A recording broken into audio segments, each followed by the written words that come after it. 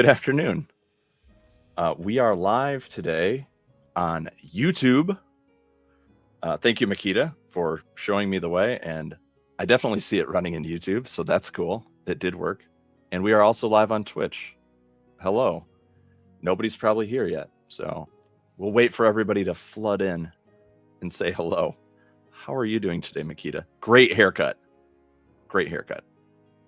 Thank you. I have found a new, well, it's not that new, but I have a haircut person. I like her a lot, and she does a great job. And it's gotten to a point where I just have to sit down, and that's it. And then she just does it. I don't have to say, like, I want this. It's great. I love it. Well, there you go. Thank you. It does feel good when you've got that solved in your life, and you don't have to worry about it anymore. Yes, the rapport is very nice. But so we are live now this time, because we started just a second ago and I thought we were live, so I started talking. LBC is also reporting we are live, and I can also see it.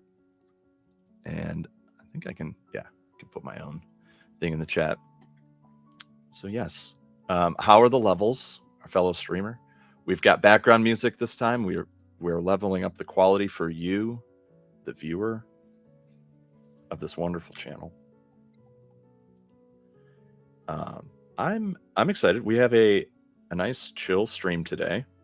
We're gonna do something productive. We're gonna learn something, but we're not gonna push ourselves too hard today. This is gonna be easy breezy.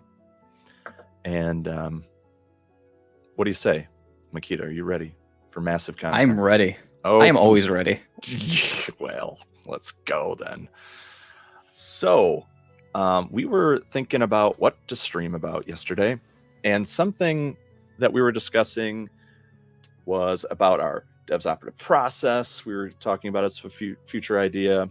We were talking about, we should talk about Next.js. We talk about Strappy. We could get in some technology stuff too. And these were items that would help us craft new content for customers, or for people that want custom software, because that's kind of the business we're in, cloud native software in particular. And one of the topics that Eric and I have been dealing with is how to containerize a UI. Basically, we use Next.js as our UI platform. Has server-side and client-side code, but you can containerize it in a container, run that in Kubernetes as a stateless UI container, scale those up and down in autoscaler, and we should do autoscaling. I've never done the autoscaling. Only you and Sam have ever done that, so that's kind of a thing. But I know that's some clicky. And in our, I digress, in our effort to do so, to containerize a UI, we came across some challenges with the Next.js platform. It's a great platform, but we love the product. We absolutely love it. It generates static content. It can generate dynamic content. We pair it with Strappy as a backend CMS. And one of the interesting things, during the build of the container, let me set the stage, and then we'll get into this conversation of 12-factor app. During the build of a Next.js application, it requires a URL for where Strappy lives, because this Next.js app is going to go suck in some stuff that's live on the internet from our CMS. It's live on the internet from the CMS. And it's going to generate some static pages for optimization, for speed, and for all sorts of good reasons. Because we want a high-performant cloud-native application. One of the ways to do that is to have some static content. And it caches it. And it's better. I can't explain it any better than that. It's good. Well, in order for the container to contain the static content from your CMS, it's got to reach out across the internet, talk to the CMS. Now I'm going to stop there just to make sure that you're with me, because normally we would containerize an app. It's all in source code and you're done. Right? It's a service. It's just source code, hopefully, and it might connect to a database. Well, I mean, you still have the config map and the secrets that allow it to point to the instance of Strappy. Absolutely. You have config maps and secrets, and and that's where my head was at this whole journey. And I don't know if we'll go, well, maybe we can talk about it from this perspective, especially if you're interested. All of those items are absolutely, they can be attached to a container, to a pod, and thus environment variables in a container at runtime. So a container is built, an image is put in a registry. Kubernetes then says, "Ooh, I need to start a pod. Let me go get that container, start it up." A startup script is in part of the Docker container, or your pod, you would say server.js, node server.js, or some startup script. It would then start, and then it would have access to all those variables per environment, which is totally part of this 12-factor app idea. And maybe we won't get too far into this, because one of the ideas of a 12-factor app is config. And we are totally on the same page here. We've always tried to do this. I was just kind of not aware that there was a thing called 12-factor app in the early days, like 2017 days. I don't know. I just knew this was definitely a good idea. You build a stateless app, it inherits its configuration from its environment, which in our case was always a Kubernetes namespace, was like our environment. So we'd have dev or test or whatever, prod. And that's great, because the people that ran the platform, we could just make sure our configs landed in the right spot, and everybody was happy. With this Next.js app, those environment configs, and we've tried a few different iterations to get it right. This Next.js app, they don't need those variables at runtime. They don't want the variables at runtime. They want them at build time, before the container is built, ideally. So having those config maps for this API and an API key so that it can talk to Strappy wants it at build time when you generate static content. So I don't want to make this super complicated, but the scenario is Next.js and we're doing static routes and we have some static content. That's a whole other thing that I am not prepared to speak about, but that's a level that's kind of like where we're at in terms of broaching that technology stack. Well, I mean, it's just, there's probably, I mean, if you're building a cloud native application,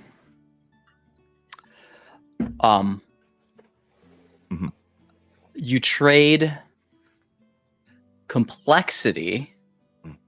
You're moving, there's always going to be complexity, and I feel like you're just kind of moving it around to different areas, because if you wanted to not, it's what you value. I'm sorry, I'm just bouncing around a little bit in my mind on this. It's just, I absolutely despise building an environment specific artifact.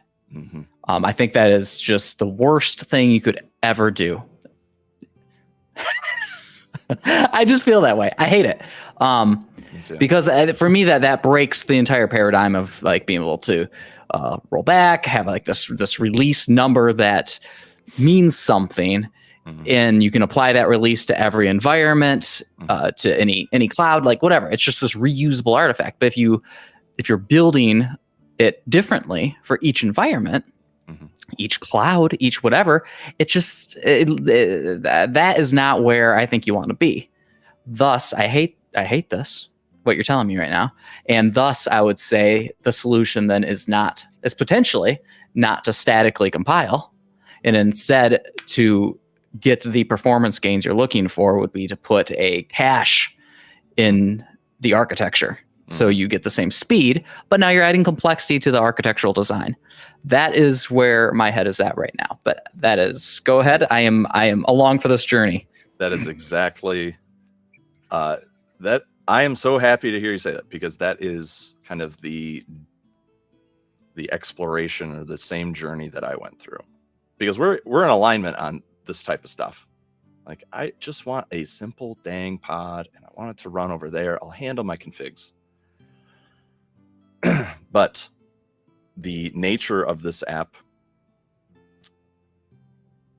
has some challenges. And so we've iterated a couple times to make it work the way that you just said. Hey, And I'll offer up the first thing that we attempted to look at, or that the internet also says, hey, this is a way to make it a 12-factor app. And that is you're probably going to, well, let me know what you think about this. One of the options, we're not doing this because I don't think it works. We're open to exploring this platform more. So, if you're interested in this, which I knew it would light your head on fire a little bit, because like feels like you're selling your soul. I'll skip to the end, which is Bitbucket pipelines and deployments gets you halfway to not selling your soul. But the point still stands. It's not pure. It's not pure at like you and I both would love it to just be. But you get halfway there, is where we're currently at, without adding complexity to your architecture, or adding complexity basically to the architecture in whatever way that looks. And we don't know what it looks like. So we're just like, we're going to stick with what we know is going to work for sure. We're going to get partway there. And when we learn that next piece, we can always swap it out because we know how to do that. So we're on that journey to build that great cloud native architecture. And we're kind of getting into the deeper levels of the dungeon to understand the inner workings of Next. So that's skipping to the end.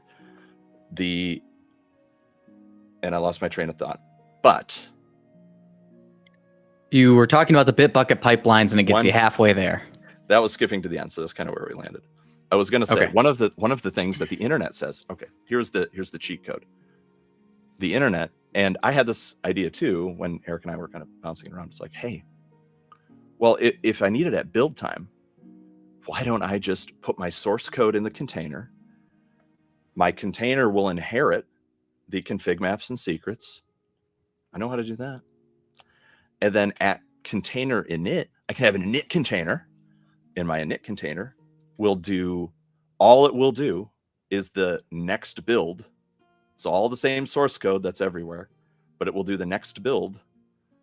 It will have the key. It will have the thing. It will build all of the app inside of the container before the readiness check and liveness check fires off as an init. Boom, we're good to go. That's How long another. does that take? I don't know. Takes more time. 30 seconds, 90 seconds, takes time.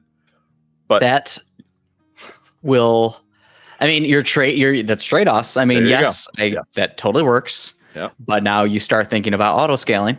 Yeah. And if your container takes that long to start, you are shit up a creek or whatever they call it. This is family friendly, sir. This is a family friendly stream. I'll bleep that out in post. We'll have Sam do that. And yes, correct. So that's like kind of a bummer too. It's like, well, I don't like that the app has to build in the environment. But I guess it, if you had to be pure 12-factor, I guess maybe. There were also people on the internet that said doing that doesn't always work, and I had to then add in an additional shim and an additional init script that like does some fun stuff. You start going down this bunny hole, and I'm like, I would just like my UI to be very performant, and I just want it to work. I need it to work for sure right now until I learn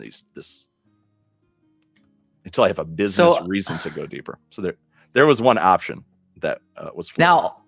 Hold on. So you statically compile an app, and once you do that, it can no longer do anything dynamically? No, only the pages that are configured to have this static piece happen are. There's plenty of the app that pulls dynamic data. So then let's go to option number 2. Great segue. Hey, and this is kind of where we landed, but kind of ran out of time in the sprint because of competing priorities. So this was just priorities. And again, we'll have time to evolve the platform if we want to in the future, or once we learn something kind of like, oh, we could just do this. And this is where I think we landed. We were having a discussion last week with you about it because you offered some assistance, which was very much appreciated. And the idea was, well, why don't we just make everything dynamic? Then we don't need to statically do anything. Boom. Problem solved. the first attempts at making it work all dynamic didn't pan out. We didn't have, and like I said, so there was some time box time that was given to it, and it wasn't just that easy, basically. And we had to, Isn't that like the default though? Isn't that default behavior? It just talks to the API. Great question. We're in a land that of client server, of like server side the pod, and then the client has a browser. The client is a browser with some code from the server pod, and like we're in an interesting landscape that I'm learning more about as we go deeper into some of these things. And so that's actually probably where the pin lies, where we were like, well, let's just make everything dynamic. Again, there's a trade-off. There's a trade-off. If everything's dynamic, our database is going to get hit a lot more often for certain things, but we can't quantify that. And that was kind of the conversation we were having, like, well, let's see how bad it is. I don't know. See what the cost might be on the database. So I think that's still where we're at, where we left it. We had to move on for the time being because we ran out of time. But that's still where the engineering exploration will continue. My hesitation, I remember this conversation now. You jogged all my memory. I remember the conversation before. I just, some of the details that had me hesitant. I mean, because if I take a step back, I don't know how many people are watching this right now, but I think you and Eric are doing such a great job. Okay, you guys are doing great. I just want to start with that. There's 20 people watching the stream. I feel that the CMS, if we're, because this is what we talked about. Some of the stuff that's being statically compiled today is stuff that is controlled in the CMS. So if, when we finish this app, we hand it off to the client and they want to change a header image or a title of a page, those things are statically compiled. And that's where we start talking like, okay, so if they change those, it's not going to actually change in the live site. So that means we need to have some kind of release process, build process. So you're kind of almost defeating the purpose of having a CMS by almost 50%, in my opinion. And now if we wanted to get that 50% back in terms of a dynamic, like, hey, client, you're in control. You can change whatever you want. That's what we sold. So now we have to create some weird complex deployment shim where the save button in the CMS in Strappy now kicks off a build in Bitbucket to statically compile their changes and then deploy them to the correct environment. That just sounds messy. That sounds terrible. This is what I didn't like. That's why I'm just like, why? This has to be dynamic. That's the whole point of a CMS. And if we want it to cache, then let's just add a cache. Because that can even help with the stuff that has to stay dynamic, like fetching orders or whatever. Some of that can be cached too. Because caches can, be more complex in how they handle refreshes and stuff. So I don't know. That's where I'm at. I don't think it makes sense to statically compile this thing. All right, I'm done. I knew I had a topic that you'd like to talk about. I swear. I'm trying to be hands off with everything because I get worked up. But yes, that is my feelings on this topic. That's not the topic of the stream. Makita getting worked up. That's not the topic. That's actually the content. That's why you're here. So there's something that we're working on, a Next.js container, trying to make it 12 factors possible. There are ways to do it. I've seen on the internet people say they have working ways to do it. There are costs and benefits to everything. Great point about there's complexity. You can either move it down, move it up. Somebody's got to pay for it eventually, most of the time. Ideally, we pay for it with config maps and secrets and Kubernetes namespaces. And here we are. I think if I could just add one last piece that you just made me think of. Yes, you add complexity in different places. Mm-hmm. I feel like there's different forms of complexity, where there's complexity in the form of chaos, and then there's organized complexity. Where that's why I say I think the best solution is that cache, because caching is a known thing. It's a known implementation, it's a known design, and there's tooling that you can just kind of plug in, and it stays clean, it stays organized, it stays known. But in that case of, hey, we're going to hook up some custom bash code or something to hook that save button and Strappy up to a pipeline and Bitbucket with some custom, that just feels chaos. That sounds messy. So like, I feel like there's different forms of complexity, and I feel like you always want to try to aim for the one that's organized and controlled. Okay, there you go. Done. And I'm sure we'll land somewhere in the middle, in the middle of, hey, this actually provides great business value to a customer, and you bring up the CMS, and that was sort of a great conversation, because you get so far down the road. We're platform people, we're back-end application people, you and me, traditionally, let's say, and this world of the browser and the server-side rendering stuff, and what's rendered where and what's cached where. Every week, I learn a little bit more about what that actually means out in the wild and how the internet runs for a lot of apps. And there's a lot out there that just haven't encountered yet. And so it's been an interesting journey so far just with this. And take it one week at a time.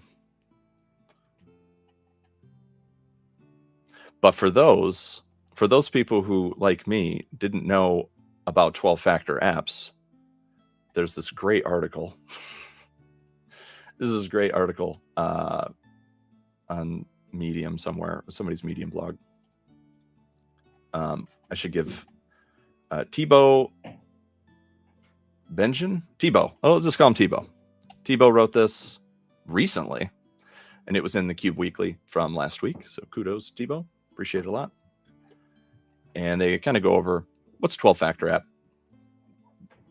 And we'll just run through the 12 just as a refresher. We just had a spirited discussion around config and state, and making sure that a container is stateless. One code base, tracked and revision control. You deploy from the code base, that is a good thing. That's an easy one. I'm going to skip past that. I'm not going to go into all of these. Dependencies, isolate dependencies. What would they say? What was an example here? Not rely on the implicit existence of system tools. So don't take your app and deploy it to a server that has to have this one thing running, some bash script running or something. Like, try to make it not dependent on that crap. Config, store config in the environment. This is what you and I hold very dear, especially with GitOps. This is GitOps, and it's more than that too. The artifact plus configuration is your deployment, and this is a Kubernetes concept too. Backing services. So plug in. So we have Strappy, for instance. Hey, there's an app here. Our backing service is our CMS database. Boom, it's here.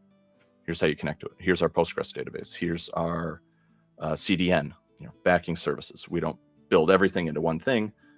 Everything's composable. Build, release, run. Separate build and run stages. I kind of take this to mean separate your CI from your CD. Which when we did a project earlier in the year, we made a yes about. We did. That's good. Like, I think it's good to do that. You can have stages, but it shouldn't be trying to do everything all at once. Keep it simple, and that gives you more flexibility in agility. Execute the app as a stateless process.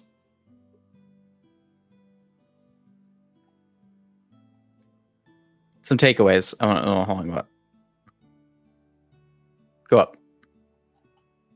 Yeah, right there. Some takeaways. One container, one process, one service. No sticky sessions. Store sessions externally. Simplify the process by considering init containers and Helm chart hooks. Yep. The sticky session ones. Don't see that often. I have seen them at the previous client we worked for. That was something that was bad. I just remember that being a bad experience. That's hard to track down. It was a thing. That's a thing. Port binding? Sure. That's boring. Port binding. Sure, do that. I'm not crazy about that. Concurrency, ideally, it can scale. Horizontal scaling. Disposability, fast startup. These are things that are desirable. Fast startup, graceful shutdown. That would be that's what we're aiming for. SIGTERM, right? Kubernetes will send, or the scheduler in Kubernetes. Here's your Kubernetes fun fact of the day that I learned digging into this Next.js stuff. If you fire up your Next.js app, or just using like next run, using the next command, as opposed to node server.js, like a server start script, the SIGTERM that the Kubernetes scheduler sends the pod when it's like, hey, you're out of memory, or hey, I'm going to move you, or whatever. The low-level Linuxy thing it does is SIGTERM, and that tells the kernel inside the pod to do your shutdown. It's as graceful shutdown as you can get, I think. And if you use the next run command, it won't gracefully handle SIGTERM. Whereas if you use the node tool app, node, and then a server script, because it's a script that's running and not some other arbitrary process, I don't know the exact reason, but you want to use the node and a server start script when you're containerizing Node.js, which is the standard when you follow the documentation. It's hard to screw that up. But some earlier iterations, like in 2020, 2021, wasn't as obvious. It is now, if you read the docs, if you read the manual. So that was kind of interesting, SIGTERM. Normally we don't talk about that, but that kind of came up the other day. Dev prod parity. Now here's an interesting one. You want to keep dev staging and production similar as possible. Absolutely. And we do that with Terraform to try to make sure that our clusters are identical. We use Argo CD with GitOps to put our config. The same Helm charts get deployed everywhere, ideally. The interesting thing with CMS, though, is, with any having different environments, prod or non-prod environments for backend data, like for EMR data, for example. In the same way that an EMR would have different levels of database for prod or non-prod, those are different. So there's parity in that hopefully the versions are the same, but the data set can make a big difference sometimes. And with a CMS, this is another topic. With the CMS, potentially you can have different data in your non-prod version of your CMS versus your prod one. And this kind of gets more to your point. I'll just make your point for you so you don't gotta get all crazy about it. But if something's different in the test CMS, when the build happens, that image will be generated with data from test. If that's how it's configured. These are all ifs, and you want to do the ones that are only good. We're not going to do the bad stuff. We're only going to do the good. But it could be different, basically. That's all I'm saying. Content could be different in prod than content in test. And so there's another layer of business complexity that you have to solve in some way.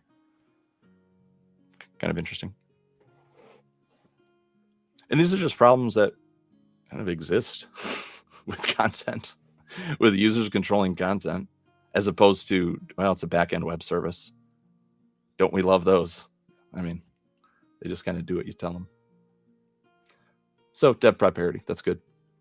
Logs, got to have logs. Admin processes, absolutely. We're doing this also with this project. So we have separate jobs that run as Kubernetes cron jobs that can be executed whenever. They'll make calls into the API so that we're not duplicating any business logic, shared business logic at the API. But we'll reach out and tap in and create objects, and it's all decomposed in the right level of decomposition, in only the good way. And so I love this. I love all these. Yeah, I know. I mean, did you ever study 12-factor app as like? I just thought these were all good practices. Like, I never studied it as a package until like more recently. I mean, when you say study it makes me think like school. I never studied it in school, and I never heard of it until probably just a couple years ago. Yeah. A couple years ago, I think Brendan actually introduced me to this concept like 2 or 3 years ago. And Brendan, friend of the show. Yep. Great guy, very smart guy. Taught me a lot. But he introduced me to literally the term 12-factor app, like 2 or 3 years ago. But I haven't really thought about it since, because I feel like we've always been doing these principles. I feel like these principles is kind of what we founded our company on. I think it's why we had the confidence to start our own company, because we're like, we get it. We know how to build apps. I didn't know these principles had a name when we did that. But I feel like once you understand these principles and why they're important, it just gives you a lot of confidence in how applications function well, basically. So I mean, I love it. I like that they put them all together in a single document too. I don't like the static compiling thing.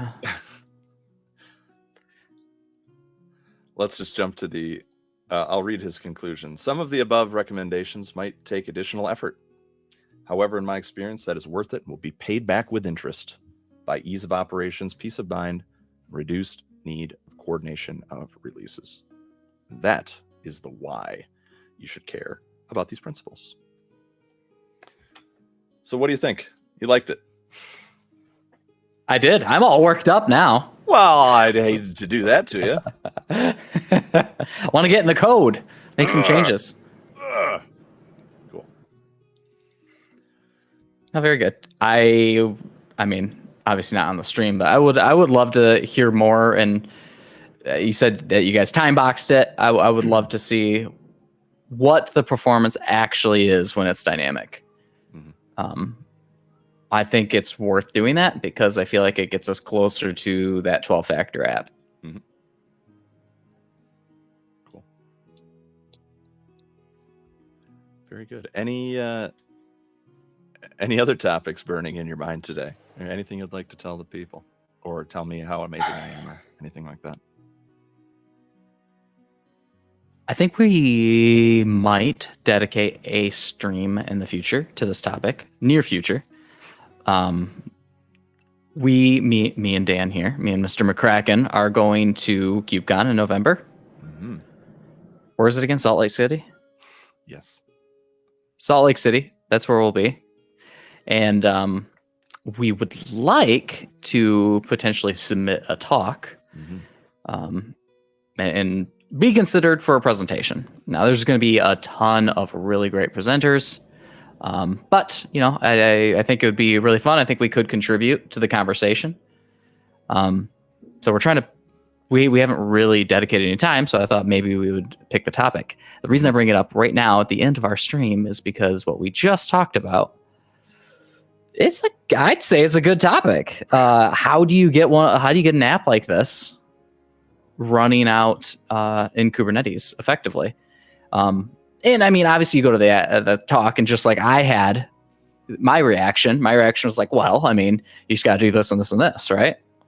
But it gets people engaged. It gets people engaged, gets people thinking about it, and it does call out the not every app is super straightforward to achieve the goals you're trying to achieve. So I don't know. I just wanted to, I guess, throw out that I think that might be a possible topic that we could throw out there. Absolutely. Yeah. Why 12 factor will never work for Next.js. I don't know. Just something inflammatory. Then they come in, actually. Damn. And then we'd be like, oh, thanks for showing us that. So, all right, great. I agree. That would be wonderful, especially if we had a little stream interaction. They could tell us, the people could tell us what could we do for the world. When in Salt Lake City, other than probably go to restaurants and stuff. So, and look at the mountains. Yeah. Okay, we'll talk about it. We'll talk about it in a future stream. Very good. Well, thank you very much, Makita. I really hope your blood pressure comes down off this mountain. I think it will. It'll be good. Go find that puppy. He was in the background. He's not there anymore, Mr. Wesley. And I hope everyone watching today has a wonderful rest of their day. And I hope they learned something.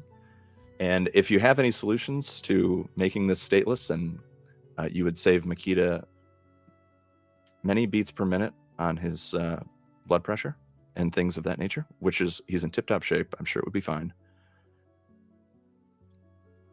And very happy to have had you join us. And we will catch you next week on the Cloud Native Coffee Hour. Have a wonderful day.